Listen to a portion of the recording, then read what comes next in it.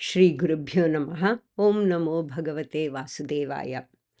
ओम श्री परमात्मने नमः। अथ चतुर्थोऽध्यायः ज्ञानयोगः। श्रीभगवानुवाच इमं विवस्वते योगं प्रोक्तवानहमव्ययं विवस्वान्मनवे प्राह मनुरिक्ष्वाकवे ब्रवीत्। ॐ श्री परमात्मने नमः। अथ चतुर्थोऽध्यायः ज्ञानयोगः। श्रीभगवानुवाच इमं विवस्वते योगं प्रोक्तवानहमव्ययं विवस्वान्मनवे प्राह मनुरिक्ष्वाकवे ब्रवीत्। एवं परम्परा प्राप्तम् इमं राजर्षयो विदुः सकाले नेह महता योगो नष्टः परन्तप। एवं परम्परा प्राप्तम् इमं राजर्षयो विदुः सकाले नेह महता योगो नष्टः परन्तप। स एवायं मया तेद्य योगः प्रोक्तः पुरातनः भक्तोऽसि मे सखा चेति रहस्यं ह्येतदुत्तमम्। स एवायं मया तेद्य योगः प्रोक्तः पुरातनः भक्तोऽसि मे सखा चेति रहस्यं ह्येतदुत्तमम्।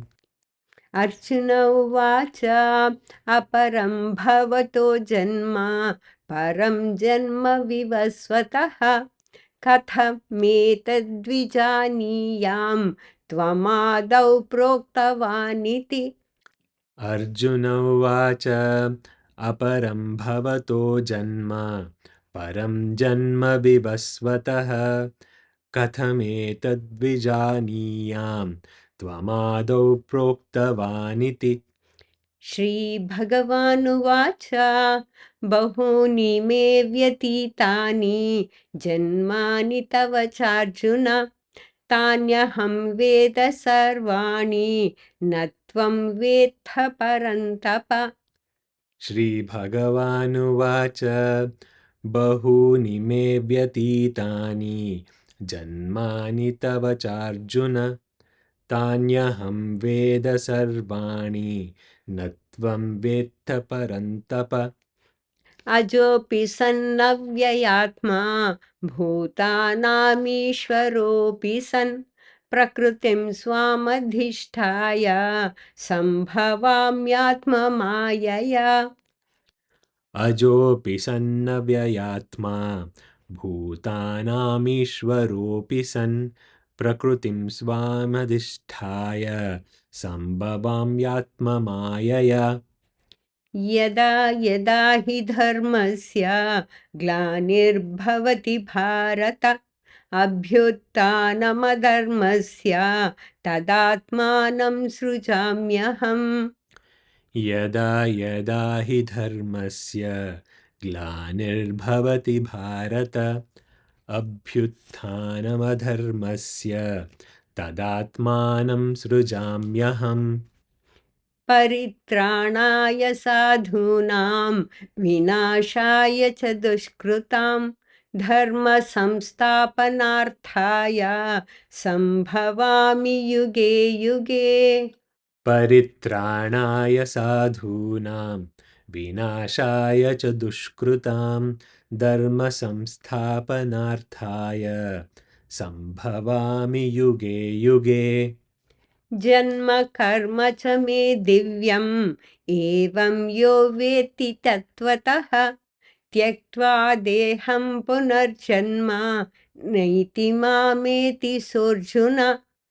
जन्म कर्म च मे दिव्यम् एवं यो वेत्ति तत्त्वतः त्यक्त्वा देहं पुनर्जन्म नैति मामेति सोऽर्जुन।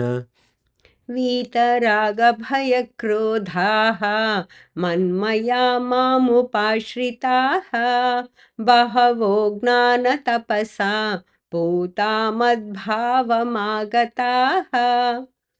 वीतरागभयक्रोधाः मन्मया मामुपाश्रिताः बहवो ज्ञानतपसा पूता मद्भावमागताः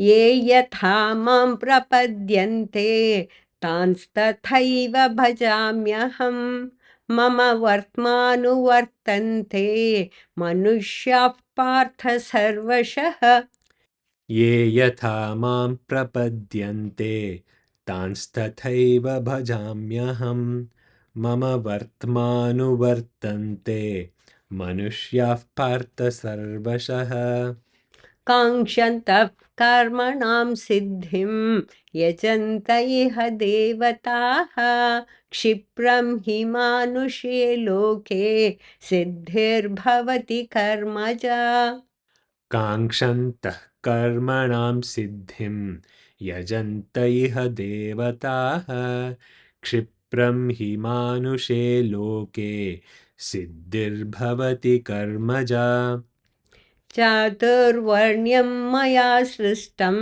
गुणकर्मविभागशः तस्य कर्तारमपि मां विद्यकर्तारमव्ययम् चातुर्वर्ण्यं मया सृष्टं गुणकर्मविभागशः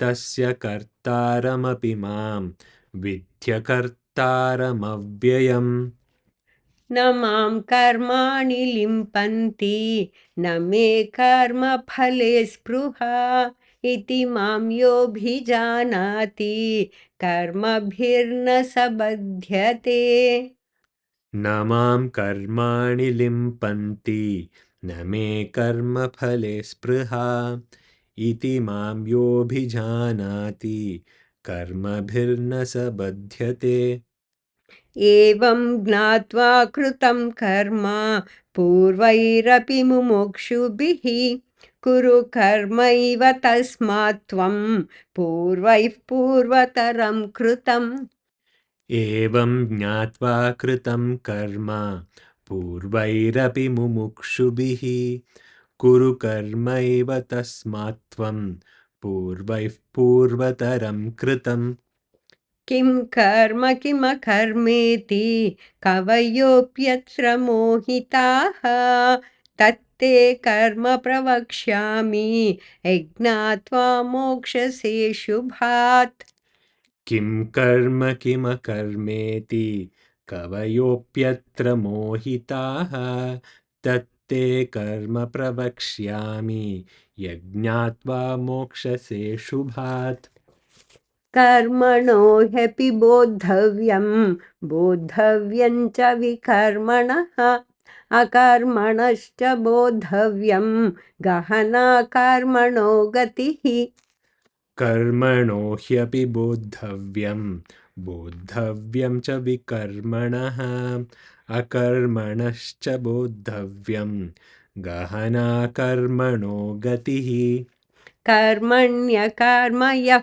पश्येत् अकर्मणि च कर्म यः स बुद्धिमान् मनुष्येषु स युक्तः कृत्स्नकर्मकृत् कर्मण्यकर्म यः पश्येद् अकर्मणि च कर्म यः स बुद्धिमान् मनुष्येषु स युक्तः कृत्स्न कर्मकृत् यस्य सर्वे समारम्भाः कामसङ्कल्पवर्जिताः ज्ञानाग्निदग्धकर्माणं तमाहुः पण्डितं बुधाः यस्य सर्वे समारम्भाः कामसङ्कल्पवर्जिताः ज्ञानाग्निदग्धकर्माणं तमाहुः पण्डितं बुधाः त्यक्त्वा कर्मफलासङ्गं